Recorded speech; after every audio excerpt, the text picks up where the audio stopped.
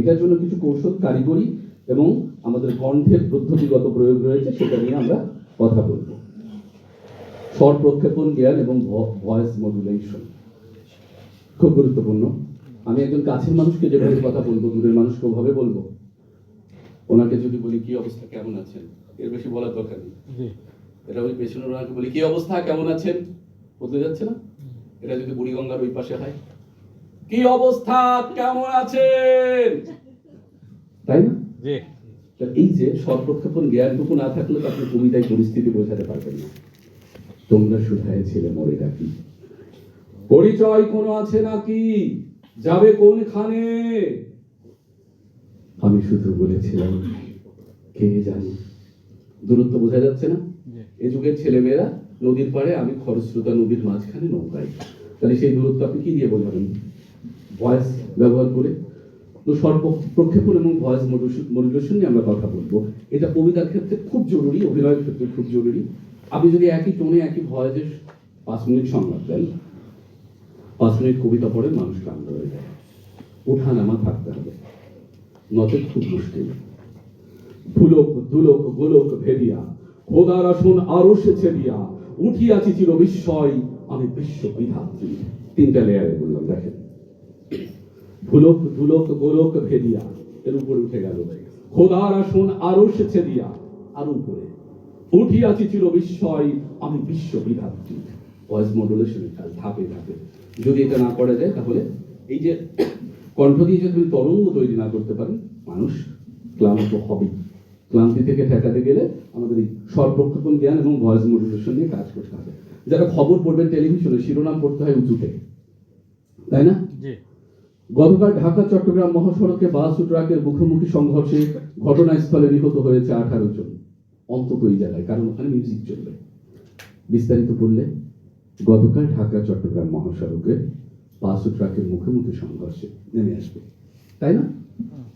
এটা ভয়েসের কাজ, এটা নিয়ে আমরা বিস্তারিত ক্লাস করব। এবং একই কাজ বক্তার ক্ষেত্রে, বিতার্কিকের ক্ষেত্রে, আইনজীবী, শিক্ষক, প্রত্যেকের ক্ষেত্রে প্রযোজ্য।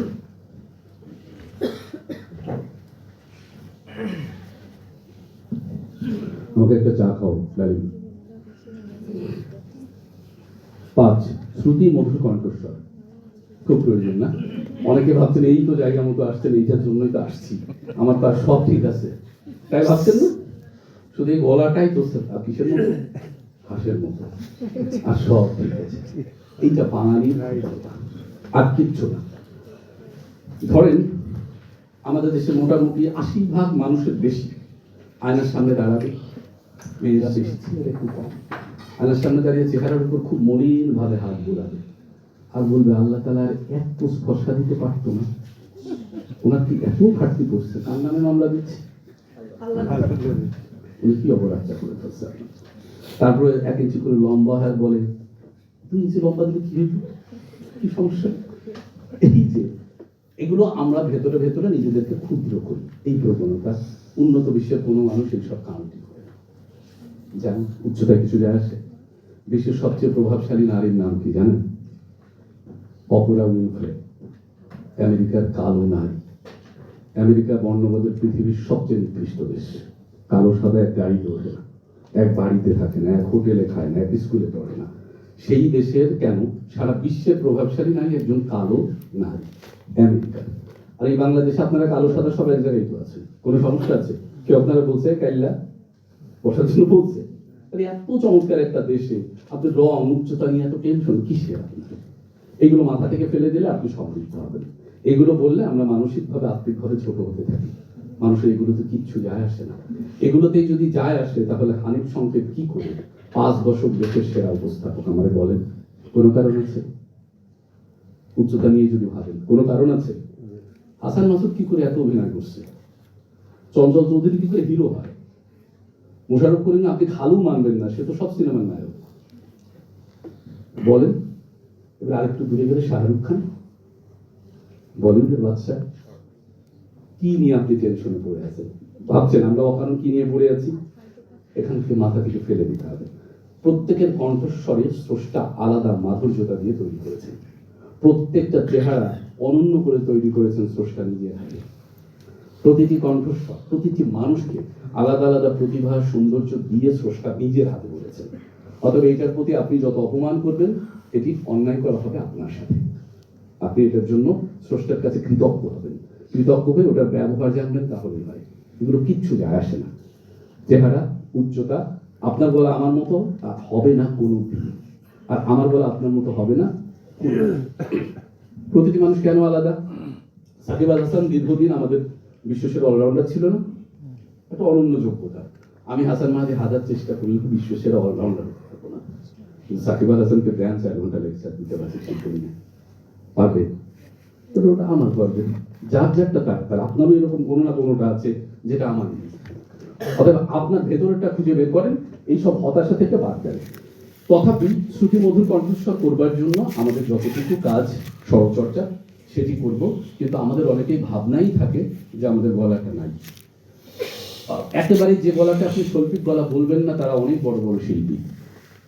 1 নম্বর উদাহরণ হানিফ সংকেত, গাজী ডাকায়েতের অভিনয় দেখছেন আমার উস্তাদ, ওনার যে গলা, অভিনেতা হওয়ার কথা ছিল, ন্যাশনাল অ্যাওয়ার্ড পেয়েছে সিনেমাতে অভিনয় করে। বন্যা মির্জা অভিনয় দেখেছেন, গলা শুনেছেন, তাহলে আপনি কি নিয়ে টেনশন? এগুলো বাদ দেন আজকে থেকেই। প্রত্যেকের গলা ভালো। আমরা ক্লাসে এইটাকে আরো পরিশীলিত, আরো সুন্দর, আরো নান্দনিক করার চেষ্টা করব, কিন্তু অপারেশন থিয়েটারে নিয়ে কোনোভাবেই গলাটা মোটা তাজা করে আমার মতো করার সুযোগ নেই, এটুকু মাথায় রাখতে হবে। আরেকটু উদাহরণ দিই, ধরেন ঘরের মধ্যে একটা বড় রামদা আছে, কিন্তু সেটা মরিচা পড়া। পক্ষান্তরে একটা ছোট্ট 6 ইঞ্চি চকচকে ছুরি আছে। ক্ষমতা কার বেশি? কেন? চকচকে ধারালো। তবে আপনার যেটা আছে ওটা মোটা গম্ভীর বড় হওয়া প্রসঙ্গ না, চকচকে ধারালো থাকতে হবে, তাহলে কেটে শেষ করে দিতে পারবেন যা কাটতে চান।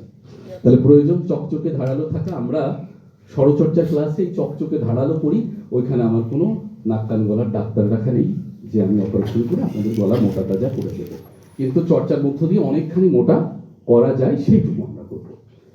বাচিক শিল্পের প্রত্যেকটি শ্রুতিমধুর কণ্ঠস্বর লাগবে, কেননা বাচিক শিল্প মানে তো কণ্ঠেরই কাজ। অর্থাৎ কণ্ঠটা যত মিষ্টিভাবে উপস্থাপন করা যায়। 6 নম্বর যোগ্যতা, মেধা ও অভিজ্ঞতা।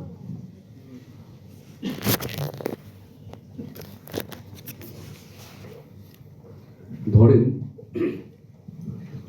আপনি আবৃত্তি করছেন মে দিবস নিয়ে, কিন্তু মে দিবস কি, কেন, কিভাবে এটা জানেন না, তাহলে ওই কবিতাটা হবে? সব থাকলো, আগের যে 5টা সব থাকলো, ওই বিষয়টা সম্পর্কে যদি আপনার ন্যূনতম মেধা অভিজ্ঞতা না থাকে, সর্বনাশ হয়ে যাবে। খবর পড়ছেন আমেরিকার নির্বাচন নিয়ে, আপনি জানেন আমেরিকার নির্বাচনে প্রধানমন্ত্রী নির্বাচিত হয় না প্রেসিডেন্ট? সে নির্বাচন কি রাতের বেলা হয়, নাকি আমাদের মতো ব্যালট বাক্স চুরি চুরি করে হয়, নাকি অনলাইনে হয়? কিছুই জানেন না, তাহলে ওই খবরটা হবে? হওয়ার কোনো সুযোগ নেই। তাহলে খবরটা হতে হলে ওই আমেরিকার নির্বাচন সম্পর্কে আপনার ডিটেইল না জানলে সেটি শেষ হবে। অনুষ্ঠান উপস্থাপন করছেন চে গুয়েভারের জন্মদিন নিয়ে, আপনি জানেন না চে কে, উপস্থাপনা হবে। তার মানে আমরা যখন যে কাজটি করছি ওই কাজ সম্পর্কে একেবারে গবেষক হতে হবে, এটা আমার দায়িত্ব না। আপনার হাতে এই মুহূর্তে গুগল মামা আছে, তার কাছে গিয়ে ওইটা সম্পর্কে সম্যক ধারণা নিয়েই আপনাকে কাজের মধ্যে ঢুকতে হবে। সে হোক আবৃত্তি, হোক উপস্থাপনা, হোক বক্তব্য দেয়া, যে কোনো ধারায় কাজ করছেন, ওইটা না জেনে বুঝে কথা বলা, মঞ্চে দাঁড়ানো, মাইক ধরা একেবারেই বোকামি হবে। জেনে নিতে হবে অন্তত সম্যক। আর্টিস্টিক রিডিং, শৈল্পিক পাঠ খুব গুরুত্বপূর্ণ। ধরেন এতক্ষণ আপনারা শুক্রবারের এই দিনে এসে ভাবছিলেন যে যাই ফ্রি ক্লাস, টাকা পয়সা দিয়ে লাগছে না, ভালো লাগলে একটু দেখলাম, না হলে চলে গেলাম, হ্যাঁ ঘুরে ফিরে চলে আসলাম। কিন্তু আপনারা কেউ ওঠেন নাই, বসে আছেন দিয়ে দিয়ে। এটার পেছনে কি আমার কোকড়া চুলের কোনো ভূমিকা আছে? আমি অনেক সুন্দর সুদর্শন, এরকম কোনো ভূমিকা আছে? এগুলো কিছু নেই। ভূমিকা যেটা আছে সেটা হচ্ছে এই আর্টিস্টিক রিডিং এর, শৈল্পিক পাঠ। আমি প্রয়োজন অনুসারে কখনো অনেক দ্রুত বলছি, আবার প্রয়োজন অনুসারে কখনো ধীরে বলছি, এতে মানুষের যোগাযোগ পায়, মানুষ মুখবিষ্ট হয়।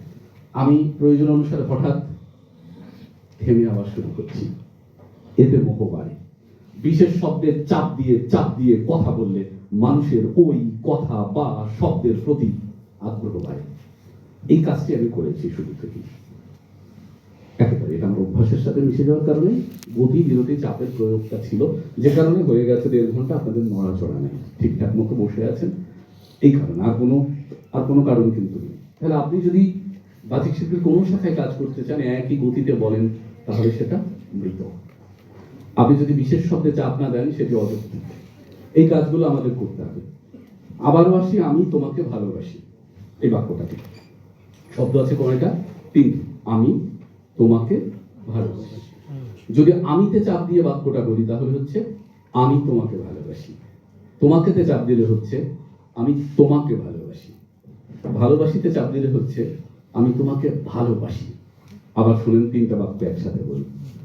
আমি তোমাকে ভালোবাসি, আমি তোমাকে ভালোবাসি, আমি তোমাকে ভালোবাসি। মানে কি এক? একেবারে যৌক্তিক ভাবে বোঝাতে হলে, তাহলে যৌক্তিক শব্দে যদি চাপ না দেন, তাহলে পৃথিবী বরবাদ হয়ে যাবে। যেদিন আমাদের হালকা ক্ষুধা লাগে, বাসায় ঢুকে বলি আম্মা ক্ষুধা লাগছে, খেতে দাও, কোনো শব্দে চাপ থাকে না। যেদিন আগুন লেগে যায়, চূড়ান্ত ক্ষুধা, আম্মা তাড়াতাড়ি খাইতে দাও, ভয়ঙ্কর ক্ষুধা লাগছে, তাই বলেন না? এই চাপাচাপি, শব্দের চাপাচাপি দেখে আগে যখন নর্মাল বলেছেন আম্মা ক্ষুধা লাগছে খেতে দাও, আম্মা বলে আমি গোসল করে আসি, বয় আধা ঘন্টা। আর যেদিন যে বলেন আম্মা ক্ষুধা লাগছে তাড়াতাড়ি খাইতে দাও, খারাপ অবস্থা তো খারাপ, হারাম দাদা বয় করে আগে দিয়ে গোসল আমি পরে করি, তাই না? তাহলে এখানে কিন্তু অন্য কোনো কিছুই লাগে না, আপনার শুধু ওই শব্দের কারণে আম্মা বুঝে গেছে আজকের অবস্থা বেশি খারাপ। আবার যেদিন তুমি নর্মাল বলছো না, আধা ঘন্টা পরে হলেও হবে, আমি একবারে ফ্রেশ হয়ে আসি, একসাথে বসে খাই। তাহলে এই পরিস্থিতি তৈরি করে এমফ্যাসিস। কবিতার ক্ষেত্রে এটি খুব গুরুত্বপূর্ণ, বক্তৃতার ক্ষেত্রে খুব গুরুত্বপূর্ণ। বক্তৃতায় যখন সেটি গুরুত্ব দেওয়া হচ্ছে, আমি বলছি আপনারা কেউ এখান থেকে নড়বেন না, বলে না কোনো কোনো বক্তা, তাহলে খবরদার একজন উঠবেন। আমি বলছি আপনারা কেউ ওখান থেকে উঠবেন না, ফোন আসলে উঠে যাবে, ধরতে দেবে, ফোন বের করেই ধরতে দেবে, দেবে না? এরকম বললে সে বলার উপর নির্ভর করে যে উনিও কতটা গুরুত্ব দিচ্ছে। তাহলে আমরা যারা বাচিক শিল্পী হিসেবে কাজ করবো, তাদের আজকে থেকে এটা সজাগ থাকতে হবে, সতর্ক থাকতে হবে। এটা নিয়ে আমরা 2টো ক্লাস করবো ব্যবহারিক। সেই ক্লাস করলে কিভাবে কতটুকু ব্যবহার করতে হবে, এটা আবার পর্যাপ্ত ব্যবহার করলেও সর্বনাশ, আবার একেবারে না ব্যবহার করলেও সর্বনাশ। লবণের মতো, শৈল্পিকটা ঠিক লবণের মতো। যদি বলি আমি তোমাকে ভালোবাসি, শেষ না? আমি তোমাকে ভালোবাসি, এটা গুণ কেনারা পাবেন। কেন ভালোবাসি বলছি, এটার ব্যাখ্যা সহ আমি যখন এমফাসিস দেব, তখন সেটি দাঁড়িয়ে যাচ্ছে। 8 নম্বর, আবেগ নিয়ন্ত্রণ, ইমোশন কন্ট্রোল এবং আত্মবিশ্বাস। আবেগ নিয়ন্ত্রণের সাথে ইমোশন কন্ট্রোলটা, আবেগ নিয়ন্ত্রণের সাথে